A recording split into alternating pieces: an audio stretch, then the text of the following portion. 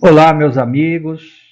Espero que todos vocês estejam bem, com muita saúde, com muita paz. E vamos dar continuidade ao nosso estudo com base no Evangelho de Mateus, capítulo 18, versículos 15 a 22. São passagens interessantes que nós vamos abordar nesses versículos. Tenho certeza, como sempre, que será muito enriquecedor para o nosso aprendizado, para o nosso conhecimento a respeito dos ensinamentos de Jesus. Então vamos em frente. Erro e perdão. Correção fraterna. Versículos 15 a 18.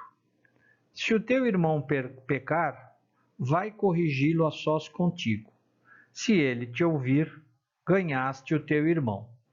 Se não te ouvir, porém, toma contigo mais uma ou duas pessoas, para que toda questão seja decidida pela palavra de duas ou três testemunhas. Caso não lhes der ouvido, dize-o à igreja. Se nem mesmo a igreja der ouvido, trata-o como gentil ou publicano. Em verdade vos digo, tudo quanto ligardes na terra será ligado no céu, e tudo quanto desligardes na terra será desligado no céu. A oração em comum, versículos 19 e 20. Em verdade ainda vos digo, se dois de vós estiverem de acordo na terra sobre qualquer coisa que queiram pedir, isto lhes será concedido por meu Pai que está nos céus. Pois onde dois ou três estiverem reunidos em meu nome, ali estou eu no meio deles. O perdão das ofensas, versículos 21 e 22. Então Pedro, chegando-se a ele, perguntou-lhe: Senhor, quantas vezes devo perdoar ao irmão que pecar contra mim? Até 7 vezes? Jesus respondeu: Não te digo até 7, mas até 70 vezes 7. Nós lemos aquilo que está no Evangelho de Mateus. Vamos ver agora o que está escrito no Evangelho de Lucas, capítulo 17, versículo 4, quando Jesus diz: Se teu irmão pecar, repreende-o, e se ele se arrepender, perdoa-o. E caso ele peque contra ti 7 vezes por dia, e 7 vezes retornar, dizendo: Estou arrependido, tu o perdoarás. Então nós vimos que no Evangelho de Mateus fala sobre a correção fraterna, fala sobre a oração e fala sobre o perdão. Aqui no Evangelho de Lucas, basicamente o enfoque é com relação ao perdão. Mas vamos seguindo no nosso estudo. Bem, qual é a visão do Warren Wiersbe, que está no seu livro Comentário Bíblico sobre o Novo Testamento? Esse senhor é um estudioso das passagens, né, dos evangelhos. Então ele vai dizer assim: o padrão é claro. Primeiro, uma entrevista individual, quer dizer, uma conversa a sós com aquela pessoa. Depois arranjar 2 ou 3 testemunhas e a seguir apresentar o assunto para a igreja. Observe, o objetivo disso é ganhar a teu irmão. Então, se nós voltarmos no segundo slide para fazer a leitura da passagem do Evangelho de Mateus, está escrito exatamente isso, né? Que a gente deve, com aquela pessoa que ele fala pecar, né? Pecou contra nós, errou contra nós. primeiro a gente ter uma conversa com ela, tentando essa aproximação, desfazer esse mal-estar, essa confusão, né? Se não for possível nessa conversa individual, que então pegar 2 ou 3 testemunhas, né, para conversar com essa pessoa, mostrar que ela está no caminho errado, que ela errou, né, com o objetivo de resgatá-la. Mas se mesmo assim ela não der ouvidos, né, que então o assunto fosse levado para a igreja, porque a igreja, com toda a sua autoridade, teria condições de aplicar uma punição, uma disciplina àquela pessoa. Mas o objetivo qual que é? É ganhar ao irmão, né? Fazer com que ele abandone aquele erro, aquela forma de conduta, né? Para que possa se integrar ali com a pessoa ou naquela sociedade. Ele vai dizer o seguinte: a disciplina da igreja é motivada pelo amor. Procuramos ajudar um irmão pecador. A partir do momento em que Cristo está no meio da igreja, é importante que a igreja seja obediente e pura. Então a igreja, ela leva a palavra do Cristo, a palavra de Deus às pessoas. Então, ela tem todo o interesse de fazer esse resgate desse irmão que está em erro, né, com a autoridade moral que ela tem. A nossa atitude não deve ser a de policial que prende um criminoso, mas a do médico que tenta curar uma ferida no corpo de Cristo. Uma ferida que, se não for tratada, espalhará doença e morte. Então, a nossa atitude como cristão, como uma pessoa fraterna, deve ser a de resgatar aquela pessoa e não julgá-la, condená-la, excluí-la, né? Seria no sentido oposto, né? Trazer aquela pessoa para o bem. O versículo 18 indica que o ministério de ligar e desligar diz respeito à aplicação da palavra de Deus em assuntos de disciplina. E é interessante que essa frase, conforme está no Evangelho de Mateus, ela aparece ligar e desligar no céu e na terra, aparece em 2 momentos no Evangelho de Mateus. No capítulo 16, versículo 19, aparece pela primeira vez, Jesus está falando sobre a profissão de fé e o primado de Pedro. Então Jesus está reunido ali com os seus discípulos e ele diz para Pedro: eu te darei as chaves do reino dos céus, e o que ligares na terra será ligado nos céus, e o que desligares na terra será desligado nos céus. Então, nesse caso, nessa passagem que está em Mateus, capítulo 16, versículo 19, o que significa essa frase? Significa a responsabilidade que foi dada por Jesus aos seus discípulos a respeito da obra de Deus, que deveria ser realizada. Então, os discípulos teriam o poder de abrir, que seria ligar, o reino de Deus para aqueles que compartilhavam a confissão de Pedro. E que qual era a confissão de Pedro? De que Jesus era o Salvador. E, ao mesmo tempo, o de fechar, desligar para aqueles que não acreditavam que Jesus era o Salvador, ou seja, o Filho do Deus vivo. Então, em Mateus 16, 19, a frase de ligar e desligar aparece com essa conotação. Agora, no capítulo 18, que é o que nós estamos estudando, versículo 18, qual é o sentido dessa frase, ligar e desligar? Jesus está orientando como se deve tratar desentendimentos entre irmãos. Então Jesus, ele inicia incentivando para que houvesse na conciliação pessoal entre os dois que se desentenderam.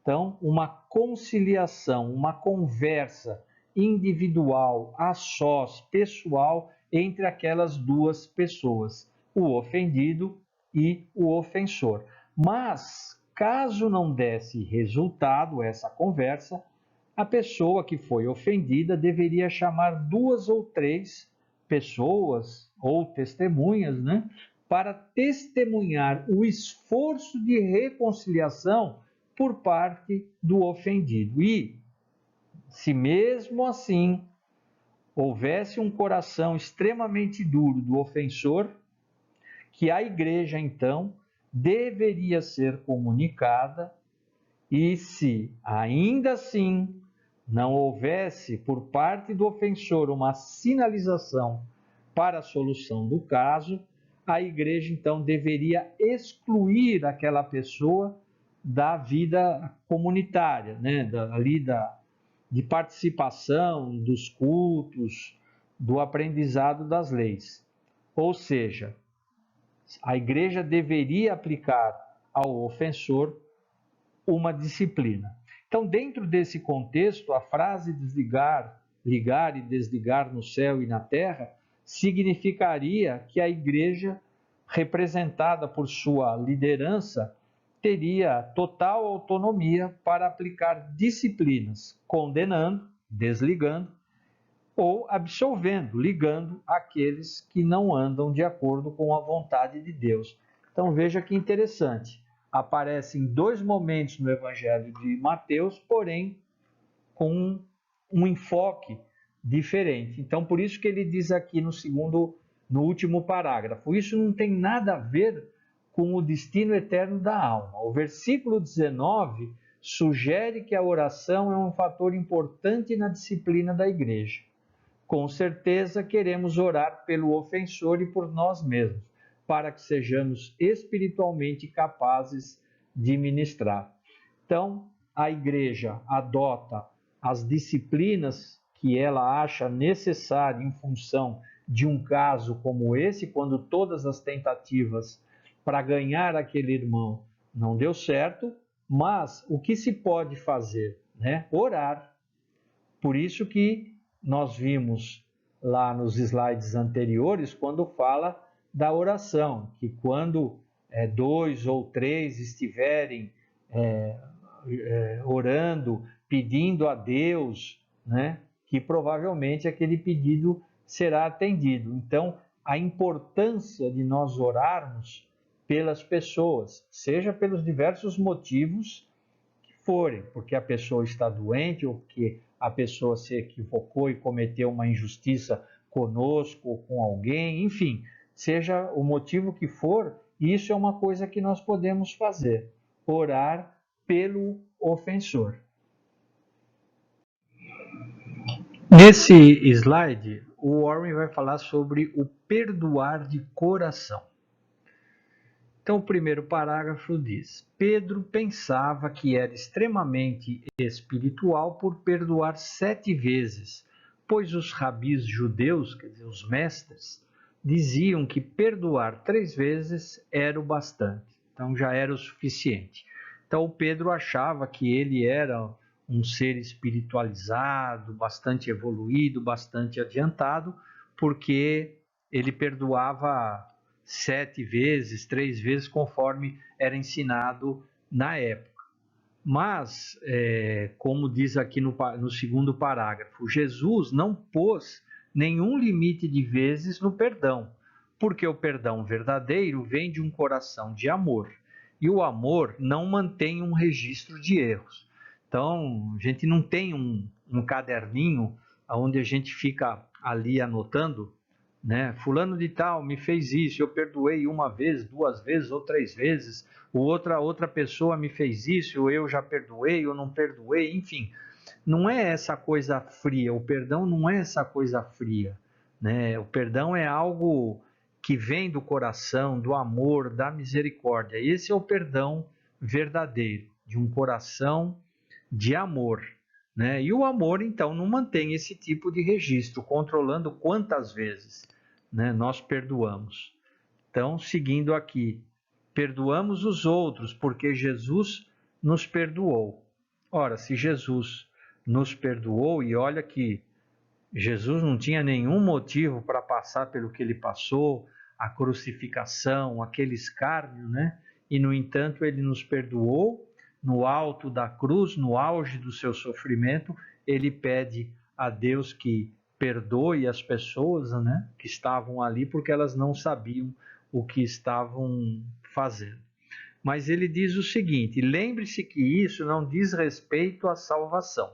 Esse é um assunto de perdão familiar entre irmãos em Cristo, não entre Deus e o pecador. Então ele está dizendo aqui que nessa passagem do Evangelho de Mateus, o perdão é o perdão que devemos ter em relação aos nossos irmãos. Não é aquele perdão que Jesus nos concede, o perdão que Deus nos concede.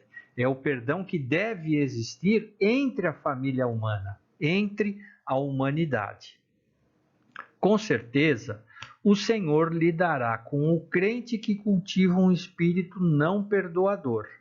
O amor pelo irmão é uma das evidências de que a pessoa foi salva. Então, se a pessoa comete erros, ela é injusta, com alguém, fere, magoa, machuca, né? Ou a pessoa não tem a capacidade de perdoar, e isso no nosso mundo é comum, dado o nosso nível de evolução. Para nós, perdoar não é uma coisa tão simples, né? Às vezes a gente tem dificuldade de desculpar, o que dirá perdoar. Então ele diz aqui: com certeza o Senhor, né, o nosso Deus, lidará com o crente que cultiva um espírito não perdoador. Então Deus saberá como conduzir, né, as coisas para aquela pessoa que não tem essa capacidade de perdoar. Lógico que a evolução continua e num determinado momento esse espírito já consciente, mais amadurecido, ele vai aprender a perdoar, ele terá mais facilidade para perdoar do que nós temos hoje em função do nosso adiantamento moral. Então, o amor pelo irmão é uma das evidências de que a pessoa foi salva, né? Então, quando a gente tiver esse amor fraterno, sincero pelas pessoas, significa que nós já estamos numa caminhada bastante interessante, num ponto da evolução bastante interessante. Quando a gente tiver esse sentimento de amor, de fraternidade pelos nossos irmãos que caminham conosco. Os cristãos que não perdoam os outros esqueceram o que Cristo fez na cruz por eles, né? Então eu citei que Jesus pede que Deus perdoe aquele povo que estava fazendo tudo aquilo com ele, né? Então ele diz que os cristãos, né, as pessoas que não perdoam, é porque se esqueceram tudo aquilo que o Cristo fez. Eu coloquei aqui nesse slide a opinião do Papa Francisco a respeito do perdão. Eu fui nesse site Notícias Canção Nova, que é um site católico, né? Então eles colocam muitas informações, muitas coisas a respeito do que o Papa Francisco fala, né? Então, em linhas gerais, o que o Papa fala a respeito do perdão é aquilo que nós conhecemos, aquilo que nós aprendemos na casa espírita, né? O Papa Francisco ele não fala nada diferente. Então ele vai dizer que, por exemplo, aqui no primeiro parágrafo, para pedir perdão a Deus é preciso seguir o ensinamento do Pai Nosso, né? E o Pai Nosso, num determinado momento, ele diz isso, que a gente seja perdoado na medida em que a gente também perdoe os outros, né? Então, Deus perdoa sempre, sim, Deus perdoa, mas a gente também, para pedir perdão das ofensas que nós cometemos contra os outros, nós também precisamos ter essa capacidade, né, essa boa vontade de perdoar. E ele, inclusive, faz referência à passagem do Evangelho, se a gente observar aqui no segundo parágrafo, né, quando diz perdoar 70 vezes 7. Né? Então ele está se referindo àquilo que está no Evangelho de Mateus, né? Que fala sobre aquela conversa de Jesus com Pedro, quantas vezes devo perdoar. Já nesse outro terceiro parágrafo aqui, o perdão deve ser pedido com sinceridade, com o coração, e de coração deve ser doado a quem cometeu um deslize. Né? Então a gente pede o perdão com sinceridade, com o coração aberto, né? E de coração o perdão deve ser doado também àquele que nos ofendeu. Olha lá, perdoa os nossos pecados, assim como nós perdoamos a quem nos tem ofendido. Isso é o que está na oração do Pai Nosso. E ele diz o seguinte: se eu não sou capaz de perdoar, não sou capaz de pedir perdão. Né? Mas a verdade é que a gente vive pedindo perdão das nossas faltas, né? A Deus, a Jesus, mas muitas vezes a gente não perdoa, a gente pede o perdão. Que Deus seja misericordioso, seja generoso para conosco, mas a gente às vezes, ou muitas vezes, tem dificuldade de fazer o caminho inverso, que é o de perdoar, né? O perdão que Deus lhe dará requer o perdão que você dará aos outros, tá vendo? É uma via de mão dupla. E a gente está sempre magoando, ferindo, né? Por mais que a gente seja vigilante, por mais que a gente procure se policiar para não cometer injustiça, não ofender, mas às vezes uma simples palavra, né? Uma discussão no momento ali de uma discussão mais acirrada, então a gente acaba muitas vezes falando que não deve, né, ou cometendo algum ato impensado que vai trazer algum prejuízo de ordem emocional, de ordem psíquica, às vezes até de ordem material para alguém, né? E aí a gente pede perdão a Deus, mas a gente muitas vezes não tem a mesma vontade de perdoar. E interessante aqui no último parágrafo que ele diz assim: pedir perdão não é um simples pedido de desculpas, é ter plena consciência do erro. Então, no slide anterior, eu lembro que eu comentei sobre isso, né? No momento que nós estamos da nossa evolução, às vezes para desculpar uma coisa pequena, nós temos dificuldade. O que dirá aquele perdão de coração, aquele perdão sincero, aquele perdão que de fato vai nos libertar em relação ao outro, né? Para que as algemas sejam cortadas por meio do perdão. Deus sempre perdoa, ele diz aqui, mas pede que eu também perdoe. Se eu não perdoo, de certo modo, fecho as portas ao perdão de Deus. Então é a via de mão dupla, né? Ora pedimos o perdão, mas nós também devemos perdoar. Bem, meus amigos, com essa análise aqui sobre o que o Papa Francisco diz a respeito do perdão, então eu encerro essa primeira parte do vídeo, né? E na segunda parte nós vamos ver o que diz a doutrina espírita a respeito da importância do perdão, né? O que está no livro dos Espíritos, o que está no Evangelho segundo o Espiritismo e também uma mensagem muito bonita de Emmanuel falando a respeito do perdão. Então, tudo isso será abordado na segunda aula, no segundo vídeo. Então, por hora, agradeço a todos vocês pela atenção.